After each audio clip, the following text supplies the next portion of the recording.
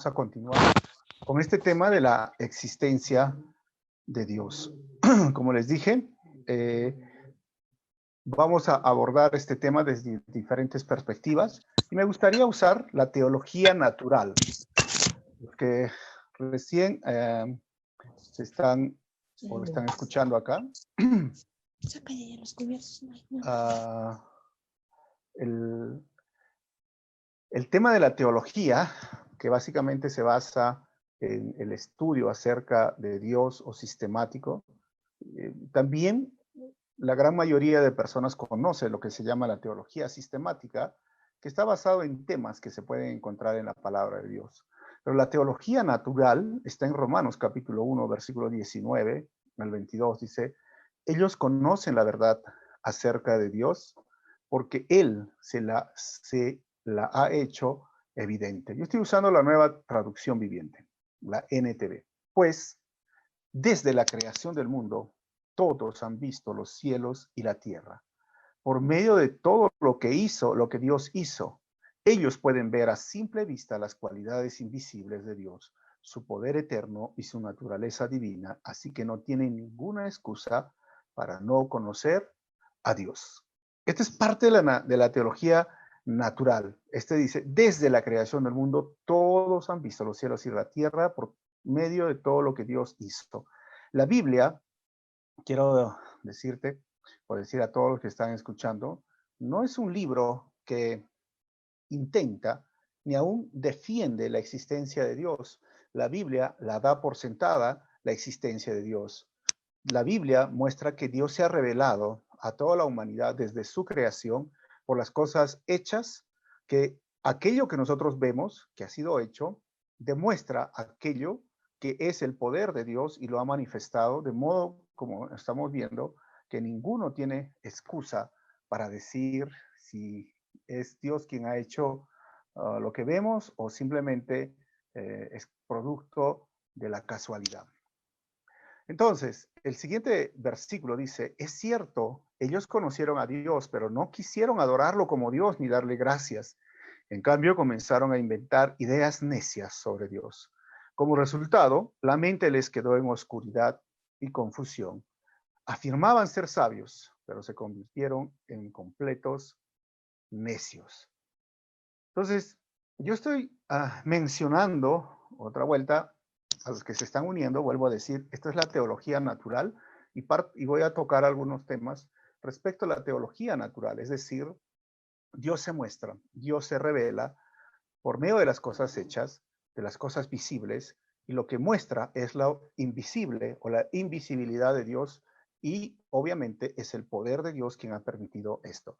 Entonces, cuando miramos aquí, lo único que tendríamos que decir, hay que responder a la revelación que Dios ha dado. Obviamente, en los versículos que hemos leído, el ser humano no respondió como debía, y entonces la Biblia, la palabra de Dios, afirma que aquellas personas, en lugar de volverse sabios, se volvieron necios. Entonces, como les dije, no tengo todas las respuestas y no tampoco asumo ni presumo tener todas las respuestas, pero vamos a estudiar, y este es un tema filosófico o teológico, pero vamos a hablar 5 puntos en este estudio que estamos haciendo. Primero, el argumento cosmológico lo voy a usar el argumento del diseño inteligente. Tercero, voy a usar el argumento del ajuste fino del universo. Cuarto, voy a usar el argumento ontológico. Y quinto, el argumento moral. Para entenderlo mejor, lo podría definir en 3 partes. Hablar de la existencia de Dios es un asunto espiritual. Segundo, hablar de la existencia de Dios es un asunto del razonamiento. Vamos a tratar de razonar. Y tercero, hablar de la existencia de Dios es un asunto moral. ¿Ok? Entonces, estos 3 temas, estos 3 ejes lo vamos a poner ahí, ¿no? Espiritual, razonamiento y moral. La contraparte del teísmo es básicamente el ateísmo, pues, ¿no? O sea, las personas que no creen que Dios existe y niegan, obviamente, que un ser superior exista y que haya dictado unas leyes, sean físicas o sean espirituales o sean morales, en la cual quiere regir y gobernar el mundo. Entonces, este pensamiento dice que somos producto de la casualidad, es decir, somos la evolución o el resultado de muchos años, de millones de años, de haber pasado de lo que era lo desordenado, lo mínimo, a llegar a ser lo más complicado en el diseño o lo más inteligente o lo más, diríamos, desarrollado. O sea, de menos a más. Es esto lo que ellos dicen. Y que si les preguntan sobre el asunto moral, ¿cómo es que podemos regirnos bajo leyes morales?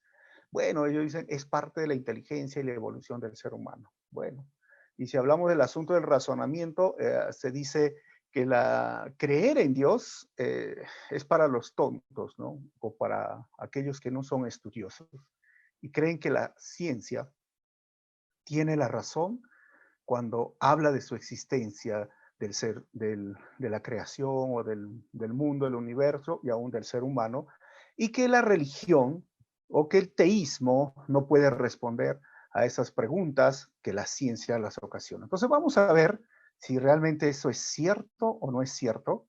Recuerden que esto es un tema que, como les dije, es grande y voy a tratar de sintetizar o resumir. Cuando hablo de un asunto espiritual, que la existencia de Dios se basa en un asunto espiritual, William Lane Craig, no sé si ustedes lo conocen, pero él es uno de los que más promociona y habla acerca de este argumento de la existencia de Dios, el argumento cosmológico de Kalam se conoce, ¿no? ¿Por qué? Este argumento dice que todo lo que comienza a existir tiene una causa. O sea, el universo comenzó a existir. Por lo tanto, debe haber tenido una causa. Básicamente es así. Por lo tanto, esto tiene una causa y entonces esa causa es Dios. Me vuelvo a repetir, todo lo que comienza a existir tiene una causa. ¿El universo comenzó a existir? Sí. Entonces, por lo tanto, tiene una causa. Y esa causa debe ser Dios o es Dios, un ser superior. Pero, y esa causa debe ser externa a su creación. Y esto es muy importante porque muchas personas dicen, ¿quién creó a Dios? Entonces, ¿quién fue el que creó? No, el asunto es que estamos hablando de cosas materiales, tangibles. Lo intangible o lo inmaterial o lo espiritual es Dios y es ajeno a su creación. Por lo tanto, esa pregunta de quién creó al creador no tiene sentido frente al argumento cosmológico. ¿Por qué? Porque Dios no es que llegó a existir, Él siempre existió. Lo que sí se dice que comenzó a existir sí tuvo una causa. Y obviamente la mayoría de científicos, hablando del Big Bang, por ejemplo, ¿no? Que fue un sacerdote el que comenzó esta teoría, ni fue un ateo, sino fue un teísta, un creyente en Dios, habla de que se desarrolló de un punto, entonces sí comenzó a existir, entonces esa causa es externa a su creación. Pero es curioso que este argumento cosmológico de Kalam son los teólogos musulmanes durante la Edad Media, principalmente por el teólogo musulmán Al-Ghazali, en el año 600 aproximadamente, fue que puso esta tesis y muchos lo usan hoy día para hablar de la existencia de Dios. ¿Ok? Por eso digo, es un asunto espiritual, porque esa causa es espiritual, al final está ajeno de su creación y obviamente es un argumento. Ahora, es un asunto del razonamiento. Cuando hablamos de razonamiento, vamos a hablar del argumento del diseño inteligente. ¿Qué dice el argumento del diseño inteligente? Se basa, obviamente, he querido usar lo más popular. Si encuentras un reloj, así como estos que están aquí en la figura, en un desierto o en la playa, no sé, te vas a una playa, esas playas paradisíacas, bueno, supongamos un desierto, si encontramos un reloj, ¿qué nos hace suponer? ¿Qué nos hace pensar? ¿Qué nos hace razonar? Si estamos en medio de la nada, no hay nada, y encontramos un reloj como estos, que ustedes saben que es bien complicado tener que hacer funcionar un reloj con las piezas que tienen que estar así bien milimetradas. Entonces, nos hace pensar, oye, alguien estuvo por aquí. Alguien significa un ser humano. Pero para que exista el reloj, tuvo que existir un ser humano que haya diseñado, creado el reloj y lo ponga a funcionar milimétricamente en los segundos, en las horas y todo lo que tiene que dar. Entonces, nos hace suponer que este reloj tiene un diseñador y el diseñador tiene que ser superior a su diseño. El diseñador tiene que ser mucho más inteligente y mostrar la inteligencia plasmada en este diseño que se llama el reloj.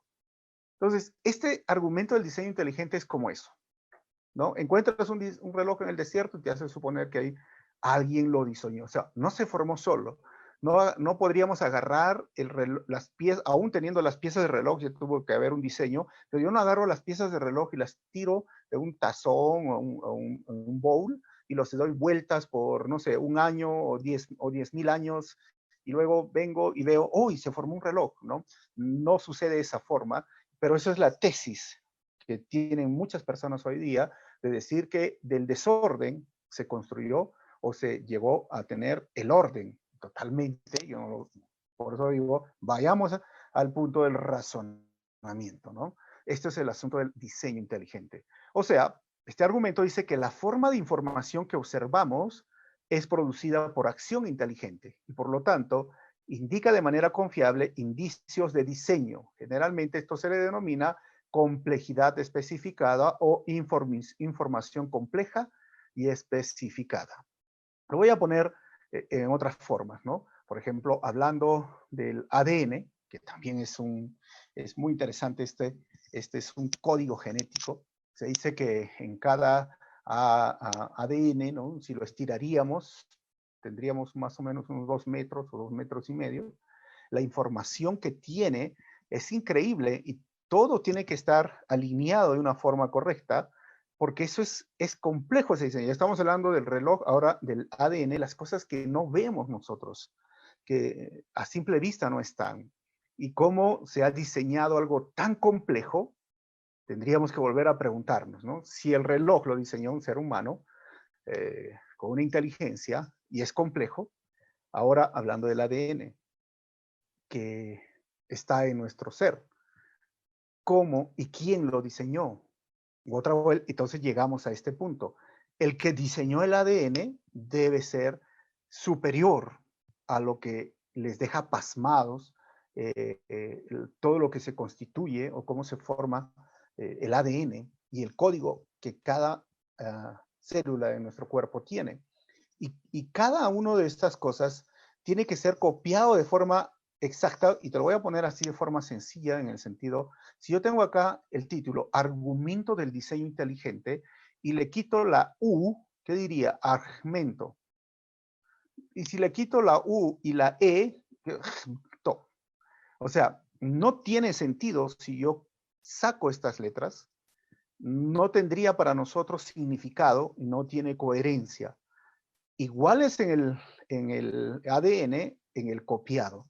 Tiene que ser exactamente para tener coherencia, para tener sentido, para tener forma al ADN. Y por eso a veces se habla de una malformación en algunos casos que producen una falla y no se puede hoy día, diríamos, arreglar esa falla. Pero ¿quién lo hace? ¿Quién lo hace que trabaje de esa forma exacta? Pues quien lo hace tiene que ser un ser inteligente. No lo hace el ser humano, no lo hace una máquina, y nosotros creemos y miramos que es Dios, el diseñador inteligente. Por ejemplo, otro asunto, hablando de la inteligencia, es la simetría. ¿Qué es la simetría? En el diccionario, en el Salvat 1, se define como la armonía en la proporción y distribución de las partes de un todo. Por ejemplo, si miramos esta imagen, decimos, bueno, qué chévere, ¿no? ¿Hay simetría o no hay simetría? Bueno, acá está el azul, acá está el rojo, el verde, el amarillo, el anaranjado. Sí, tenemos esta simetría. Ahora nos preguntamos, ¿quién lo habrá hecho? Apareció de la nada, tiramos las fichas, ese juego sencillo que conocemos, o hubo una mente que lo hizo. Obviamente la mayoría dirá, bueno, esto lo hizo un niño entre 7 o menos 5 años, 6 años, depende, ¿no? Entonces, tú de repente no harías esto, ¿no? O sea, tú ya adulto, de repente harías algo como esto. Esta es la Catedral de Notre Dame. Y miren este diseño. este diseño ya es más complejo. Este diseño toma más tiempo y toma más personas. Este diseño nos dice que aquella persona que lo hizo es realmente más experimentado y diríamos inteligente o es su don en esa área que el que formó el anterior, el que hemos visto primero, ¿no? Entonces eso es muy importante. Ahora, miremos el diseño natural. Esta es una hoja que lo podemos ver en nuestro jardín. Y miren el diseño y la simetría. Entonces, no es una máquina, no es un artista, no es un autor. ¿Quién lo formó? Algunos dirán, pues, desde mis lentes de materialismo, evolucionismo, es la evolución. Personalmente, yo veo, es Dios el creador. Ahora veamos un diseño un poquito más complejo. Lo que están viendo ahora son copos de nieve. Y se ha encontrado en los estudios que se han hecho desde 1800 que ningún copo de nieve es igual al otro copo de nieve. Tiene que ver con la cuestión de los grados, de 12, 13 menos en grados negativos, y cuanto menos grados negativos, y mientras el agua, la lluvia va cayendo, se van formando copos y se van añadiendo o formando de diferentes figuras, como estos son copos originales, miren, no hay, y ahora les voy a mostrar un poco más. Esos son copos de nieve que tú los pones en tus manos y son tan pequeñitos, tan chiquitos, pero que cuando los miras muy bien, tienen unas formas increíbles. Esto no lo hizo una máquina, esto no lo hizo un ser humano, esto lo tiene la naturaleza, eso lo ha desarrollado, diríamos, de forma, ¿qué? Casualidad, que, bueno, es un misterio para nosotros teístas que creemos en un Dios. Esto es el diseño inteligente. Esto Dios lo ha creado, esto Dios lo ha formado y nosotros podemos simplemente descansar en que también todo nuestro ADN, como les dije, aún el cerebro, aún nuestro cuerpo es una máquina, nuestros huesos, ¿no? El sistema nervioso que tenemos, todos nuestros órganos, los ojos, la capacidad que tienen nuestros ojos, los píxeles que tienen nuestros ojos, o sea, todo no puede ser producto de una casualidad o del desorden que se formó ahora el orden. Entonces, este es un argumento para decir que hay un ser inteligente, superior, mucho más inteligente de lo que es su creación, y nosotros afirmamos que es Dios. Y ese es el argumento. Ahora, le voy a mostrar un poco más para desarrollar este tema. Por ejemplo, acá tenemos el diseño y el motor flagelar bacteriano. Se ha encontrado en una bacteria, por ejemplo, acá ven, estos son los alelos, acá los flagelos, y esto es lo que lo hace mover a una bacteria que se mueve. Ahora, mírenlo bien, la bacteria, este es el flagelo, que hace como que como una colita, como una aleta de pez, ¿no? Que se mueva, esa es una bacteria. Y se ha abierto o se ha examinado en un microscopio por 50 millones de partes, y esto es lo que se encuentra. Y si tú miras aquí bien, ¿qué crees que hay? Hay un motor, por eso se llama el motor bacteriano, que tiene 27 nanocentímetros, o sea, es pequeñísimo, miren el col. O sea, tiene una hélice, tiene un casquillo, tiene un eje, un rotor, un estator y la U conjunta.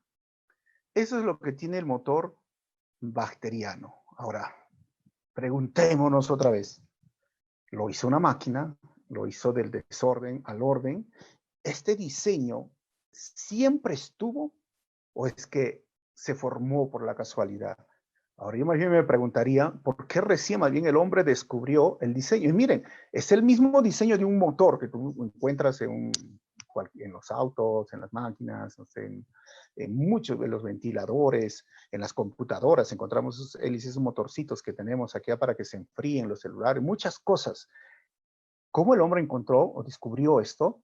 Pues simplemente agarró del diseño que ya existía, lo ha puesto ahora. ¿Qué podríamos hablar del avión? ¿No? Los hermanos Wright, no me equivoco, se miraron las aves y dijeron, nosotros no podemos volar. ¿Qué hablar de muchas otros inventos que se han desarrollado de la naturaleza, de los animales, y simplemente se lo ha puesto para que sean usados dentro de la ingeniería. Un día estaba leyendo un artículo sobre los pingüinos. Los pingüinos tienen una particularidad de sumergirse dentro del agua y tener una velocidad increíble, y estaban investigando, pero ¿cómo es posible que hagan eso, no? Y en medio de esa agua, y muchos han desarrollado, la ingeniería ha desarrollado, para que los submarinos también puedan tener este tipo de tecnología. Hay que hablar de muchos de los helicópteros, con los colibríes, de dónde han salido, o sea, ¿quién realmente es el diseñador, no? Entre comillas, superior. Pues para nosotros esto no viene de la casualidad, sino esto es un asunto de su diseño inteligente del creador. Miren, esta foto es una foto real del motor bacteriano, y pueden ver claramente que este diseño es un diseño inteligente. Es como Dios es el pintor o el artista, el que diseña el mundo en el cual estamos, y que podríamos hablar de la cantidad de oxígeno que tenemos en el aire, ¿no? El mar, la sal, los vegetales, todo. O sea, es un tema grande que simplemente lo estoy, como digo, sintetizando para poder entender este argumento. ¿Ok? Entonces, estamos hablando del argumento de razonamiento. Dentro de esto, el tercer argumento que me gustaría hablar es del ajuste fino del universo, o conocido como el argumento del principio antrópico. ¿Qué dice este argumento? Que básicamente es la proposición de que las condiciones que permiten la vida en el universo, y no tanto en la Tierra, en las galaxias, solo pueden ocurrir ciertas constantes fundamentales, se encuentran en un rango muy estrecho de valores, de modo que si alguna de esas constantes fueran ligeramente modificado, no existiría. El ajuste fino del universo, hablando de las constantes y hablando de las leyes de la física y aún química o la física cuántica, habla de las constantes gravitacionales o las constantes que existen en el universo, hablando desde el tamaño de las estrellas, la fuerza de las estrellas, la distancia de las estrellas enanas, la fuerza que ejerce del universo que está en expansión, la galaxia en la forma que está dando vuelta y rotando. Todo esto tiene que ver. ¿Cómo lo explicaríamos? Hay un video que me encanta, que lo voy a poner la dirección al final en el grupo, en el Facebook, lo voy a poner para que ustedes lo vean y lo entiendan mejor. Como yo les estoy diciendo, esto es una síntesis, pero es para poder imaginarnos. Ustedes han visto esos equilibristas que están en una cuerda, ¿sí? Imagínense, y yo ponerme en esa cuerda, ¿no? Me pongo ahí. Y encima de esa cuerda podríamos poner el mundo, me lo ponen el mundo encima. Imagínense, ¿no? Y encima del mundo podríamos poner los otros planetas, encima, y encima las galaxias, las otras estrellas. O sea, todo, que si yo hago un movimiento de repente pequeñísimo y no mantengo, pero estoy en una cuerda, ¿no? Entonces todo se vendría abajo. Eso es para poder tener una idea de que las variables son muy importantes dentro de lo que es la física y lo que es estas leyes que rigen nuestro universo. Entonces, si se mueve un poquito, por eso se llama el ajuste fino del universo, si se mueve un poquito, no tendríamos la vida que hoy la disfrutamos y no podríamos ver el universo como hoy se lo ve. Ese es entonces el argumento del ajuste fino del universo. Como les vuelvo a repetir, está todo minuciosamente calculado. Todo para la existencia del planeta Tierra.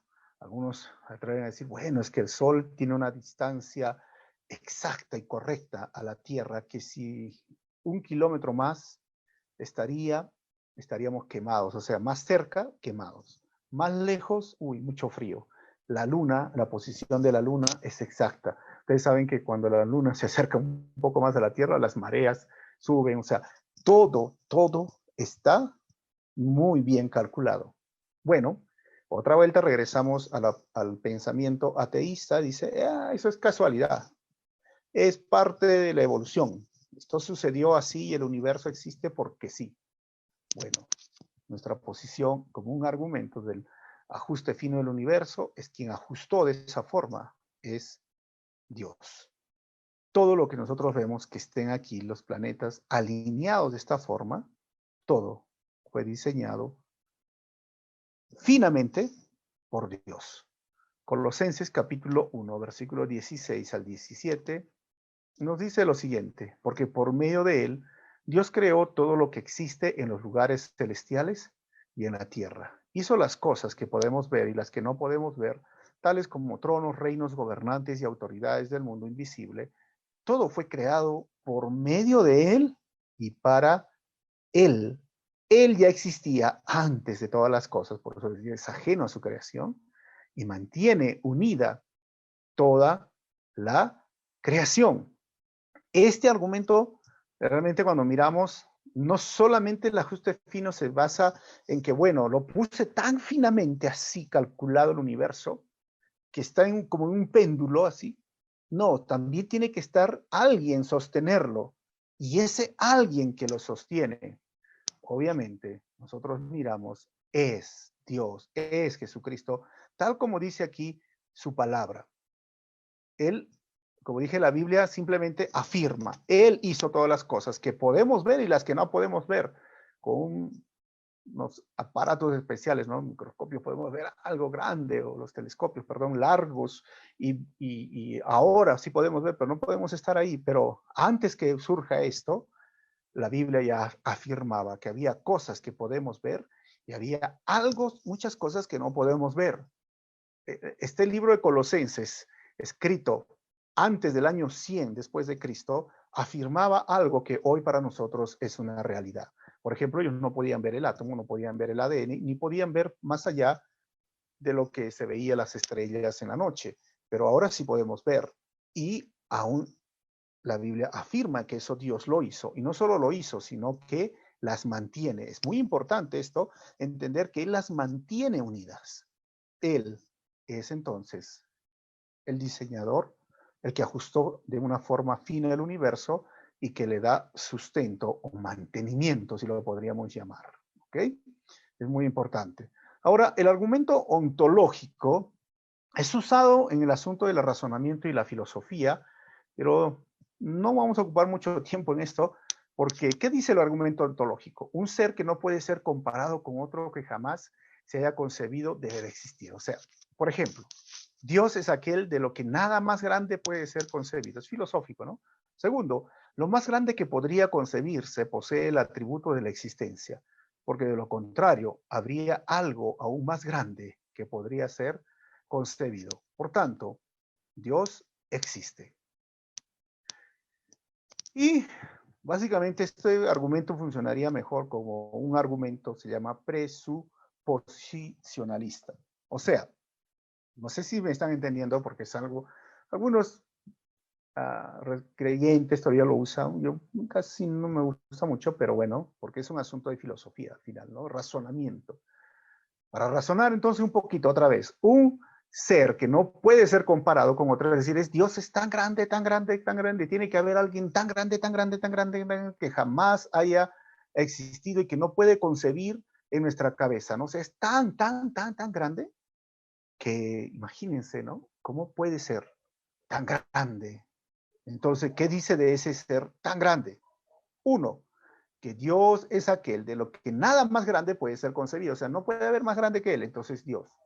Y lo más grande que podría concebirse posee el atributo de la existencia, es decir, es tan grande y como es tan grande, existe. Si no existiera, bueno, entonces no habría algo tan grande, porque de lo contrario, habría algo aún más grande que podría ser concebido, entonces no hay nada más grande que Dios, por lo tanto, Dios existe.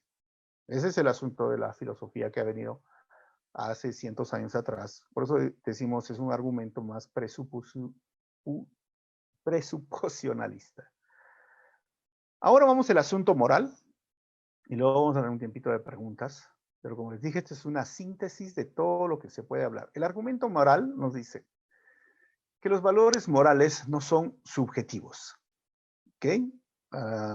Y esto es algo muy importante que recalcar, porque hay personas que piensan, como especialmente en este mundo, este pensamiento postmoderno, que todo es relativo, todo es subjetivo. No hay verdades objetivas y sabes que no hay el objetivo, obviamente, como estamos hablando. Esto es muy interesante porque sí hay, ¿no? O no hay verdades absolutas, pues sí hay verdades absolutas en la vida, sino que simplemente como es una filosofía, un pensamiento moderno o postmoderno, nos dice que no hay verdades absolutas, ¿no? Por ejemplo, es su mismo argumento, al decir que no hay verdades absolutas, aclama a una verdad absoluta. Otra vuelta llegamos al mismo razonamiento, ¿no? O sea, ellos dicen, no hay verdad absoluta. Eso significa que lo que ellos dicen que es que no hay verdad absoluta, al final llega a ser algo absoluto, en el cual tú no puedes decir, oh, sí, no existe, porque ellos supuestamente son los que dictan lo que es absoluto. Ay, no sé si me entendieron, pero el asunto es que se opone a la misma lógica o la filosofía que ellos dicen. Pero sí hay verdades absolutas, muchas, pues 2 más 2, ¿qué es? 4, pues, ¿no? Es absoluto, no puedes decir es 3, no, es relativo, depende, para ti puede ser 3, para mí 5. No, pues es un absoluto, ¿no? Y que esta reunión se esté realizando, no puedes decir no es relativo, para ti puede estar pasando, pero para mí no, es un absoluto, mira, estamos aquí todos en la cámara o conectados, es un absoluto, o sea, pero ahora hablando de los valores que encontramos, bueno, cada cultura a través de la historia ha tenido alguna forma de ley. Nuestros antepasados, los incas, Amazúa, Amayuya, Amaquella, ¿se acuerdan? No robes, no mientas, no seas flojo. Todos tienen un sentido de lo correcto y lo erróneo, sean culturas, sean pueblos, sean personas, hombre, mujer, niño, niña, todos tienen un sentido de lo correcto y lo erróneo. ¿Qué más dice este argumento? Que obviamente en todo lugar, el asesinato, la mentira, el robo y la inmoralidad son rechazados y, ojo, casi universalmente. Y cuando digo esto es porque Dios me ha permitido viajar a varios lugares y a pueblos pequeños y conocer algunas tradiciones. Y es interesante que no hay en algunos fuera de este país, en nuestra Amazonía y los Andes, a veces no se conoce mucho de las leyes, el Código Civil, el Código Penal, ¿no? Tú vas a un poblador de una aldea, de un pueblo pequeño, le vas a decir, oye, ¿y qué dice el Código Civil, el Código Penal? No, no sé, pero sé que está mal matar a un ser humano. Pero yo sé que está mal robar. Entonces, ¿quién dicta las leyes a una humanidad? Como les dije, los incas tenían a Amazúa, a Mayuya, a Maquella. ¿Quién les enseñó eso que estaba mal? En muchas aldeas, en toda la historia, siempre ha estado eso mal. Y eso es un absoluto. Entonces, no es cuestión de relatividad. Para ti está bien matar, pero para mí está bien matar. No, sí hay respecto al lado moral. Ahora, yo me preguntaría frente a todo este argumento moral, ¿de dónde vino ese sentido de lo correcto y lo erróneo? ¿Sino de un Dios santo? ¿De dónde? ¿De dónde surge que el ser humano se vuelva en un juez? En un juez de aquello que sí está bien y aquello que sí está mal. Y que no, y que muchas veces decimos es un asunto de conciencia, ¿no? Ya, ¿no? Porque, por ejemplo, en medio de lo que estamos viviendo en la pandemia, algunos dirán robar, pero algunos dirán, se justificarán y decir, pero todo el mundo lo hace, es relativo. No, tú sabes que está mal. No se debe de hacer. Por una cuestión de la ley que te va a caer y te van a descubrir, no, por una cuestión simplemente moral. Algunos dicen, llaman la conciencia, está acá dentro de nosotros, no debemos de hacerlo. Obviamente que el ser humano lo hace, pero ya no es un asunto que escapa de lo que nosotros llamamos, de lo que estamos tratando ahora, sino se debe a otro asunto de por qué el hombre entonces lo hace, ¿no? Básicamente yo respondería entre paréntesis, en un lado hay personas buenas moralmente, que ayudan como muchos que están luchando para que las personas hoy no fallezcan con el COVID de buen corazón. No solamente es porque les están pagando un salario, ¿no? O sea, porque realmente les importa la vida del ser humano. Pero también hay personas que no les importa la vida del ser humano. Hemos sido creados a imagen y semejanza de Dios y tenemos esa bondad en el corazón. Pero también somos conscientes que el pecado entró al mundo y vino esa maldad en el corazón, de que a veces no les importa la vida de otras personas. Romanos capítulo 1, versículo 16 al 18 dice: pues no me avergüenzo de la buena noticia acerca de Cristo, porque es poder de Dios en acción para salvar a todos los que creen, a los judíos primeramente y también a los gentiles. Esa buena noticia, dice Pablo, nos revela cómo Dios nos hace justos ante sus ojos, lo cual se logra del principio al fin por medio de la fe. Y como dicen las Escrituras, es por medio de la fe que el justo tiene vida. Esa es la buena noticia. Pero Dios muestra su ira desde el cielo contra todos los que son pecadores y perversos, que detienen la verdad con su perversión.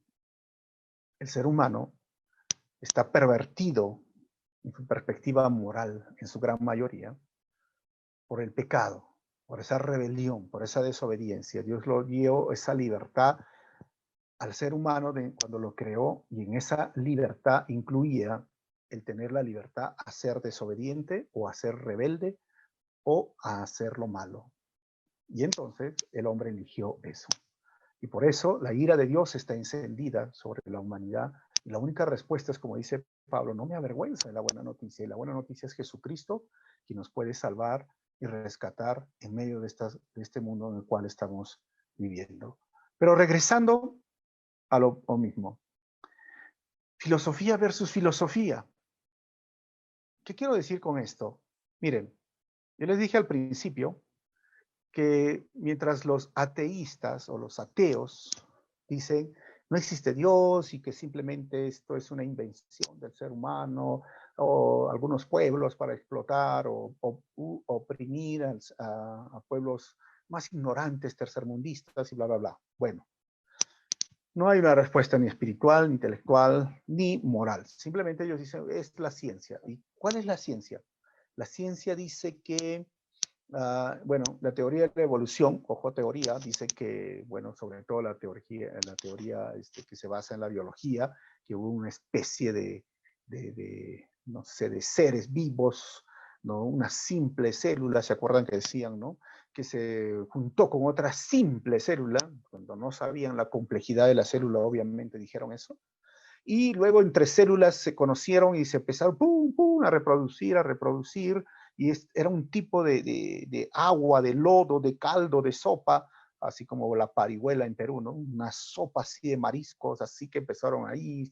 Me acuerdo cuando estaba en la secundaria, miraba esa foto de un tipo de plasma y que empezó ahí a surgir seres vivos, ¿no? Primero como esos tipos de opolios que le decimos a los hijos de la rana, y no tenían ni manos, nada, ni aletas, simplemente eran como un tipo de babita con ojitos, se le salieron ojos, y luego le salieron aletas, ¿no? Y luego empezó a respirar y empezó a adaptarse de lo que era de los estados líquidos a los estados secos, y luego poco a poco, por millones y millones de años, ¡prum!, empezó a salir, a arrastrarse. Yo miraba, ¿no?, las fotitos que se va arrastrando, y después le salieron manos, le salieron los pies o las patitas, y empezó a caminar, y de ahí vinieron, ¿quiénes? Los dinosaurios, de ahí, sí, los dinosaurios. Y de los dinosaurios, ¿qué vinieron? Las aves, o sea, que de sus manitos le salieron plumas, de sus escamas, y de sus escamas le salieron esas plumas para que puedan volar, y la cola se les cayó la cola, porque la mayoría de aves no tiene cola. Sí, de ahí seguimos con la evolución hasta el punto de llegar pues al mono, y del mono el ser humano, y del ser humano la gran inteligencia que hoy tenemos según ellos. Y es curioso porque lo llaman científico, pero no cubre ni cumple los requisitos de lo que es científico, porque tiene que ser la ciencia basada en lo que es la observación. O sea, observar es muy importante. Y si hablamos de observar, nos preguntamos, ¿quién estuvo allí observando que ese caldo, ese plasma se convirtieron en células? ¿Y quién observó todo este proceso? Dígame. ¿Saben qué te van a decir los ateos? No sé. Ahora, la siguiente pregunta hay que hacerlos a ellos, hay que hacer, ¿y cómo es que el dinosaurio se volvió en pollo, ¿no? o en gallina, o en ave, no sé, se supone, bueno, es que eso dice la ciencia, eso dice mi profesor y dice mi profesora. ¿Y en qué momento el hombre, o quién fue primero, el hombre o la mujer, no? Porque somos diferentes, fisiológicamente, ¿no? ¿En qué momento la evolución surgió entre hombre y mujer? No sé. ¿Y en qué momento, la gran pregunta, entre mono y ser humano, encuentran evidencia, ¿no? En lo que se llama el algón perdido? Entonces, simplemente dirán, pero las especies se siguen modificando o cambiando. Y la gran pregunta para ellos sería, ¿qué especie de animales ha cambiado de ser ave a ser perro? O de ser ave a ser oso, o de ser ave a ser un lagarto, o de ave a un mono. Eso no existe, se llama la macroevolución. Lo que sí se llama la microevolución es que se habla la adaptación de las especies en los climas y en los ambientes por el cual viven. Por eso tenemos los osos y diferentes osos. Tenemos las aves y diferentes aves, ¿no? Los monos y diferentes monos. Solo han cambiado la microevolución en su especie o se han adaptado igual que los perritos, ¿no? Tenemos un montón de razas de perros y cada vez de repente van a evolucionar. Hoy día en Perú tenemos los perros sin pelaje, de lo peruano. Entonces, ¿qué te van a decir? Bueno, tú tienes que creerlo, simplemente. ¿Y saben cómo se llama eso? Filosofía. Hay que tener fe para creer en la evolución o lo que dicen que no existe Dios, simplemente porque no existe Dios. Y nosotros decimos que sí existe Dios. Entonces, lo llamamos filosofía versus filosofía. No es ciencia versus filosofía. Aunque ellos tratan de decir que es ciencia versus filosofía, totalmente errados. Es una filosofía, y es una filosofía que necesita más fe que el cristianismo. Necesita más creer, básicamente, en eso que se convirtió de un sapo, se salió que un dinosaurio. ¿Qué? Bueno, ellos necesitan creer en algo que no han visto. ¿Y saben cómo se llama eso? Fe. Nosotros creemos, obviamente, y no negamos que tenemos fe, pero creemos en nuestra fe y creemos que hay un Dios todopoderoso, inteligente, que ha diseñado todo lo que vemos, incluyéndonos a nosotros de forma inteligente, y ha hecho tan finamente ajustado el universo para que sostenga la vida, y es más, hoy podamos disfrutar de su gracia y misericordia. Mi pregunta, para ya terminar, ¿cuál filosofía suple las necesidades y las respuestas espirituales o de la razón y la moral en el ser humano? ¿Cuál filosofía? ¿Filosofía ateísta o la filosofía teísta? ¿Cuál de las dos suple las necesidades? Porque son filosofías y se necesita fe. Y las respuestas espirituales o de la razón y la moral en el ser humano, obviamente la evolución no va a tener respuesta a la moral, porque para ellos es subjetivo, es relativo. Dios los bendiga, y si ustedes me dan 3 minutos, ¿sí se puede, César? 3 minutos, 4 minutos, ¿sí? Sí, pastor. Sí se puede. Ok, 3 minutitos, porque la hora es la hora, pero si me dan 3 minutos, porque algunos, quiero con esto sustentar, con lo que viene, que dice que solo los tontos creen en la existencia de un creador o de un diseñador, ¿no? Por ejemplo, rápidamente, científicos notables que fueron creacionistas o teístas. Miren, la lista es amplia, les voy a pasar rápidamente, ¿no? Johannes Kepler, 1571 al 1630, astrónomo, descubrió las 3 leyes del movimiento de los planetas. Robert Boyle, pionero de la química moderna, 1627-1691.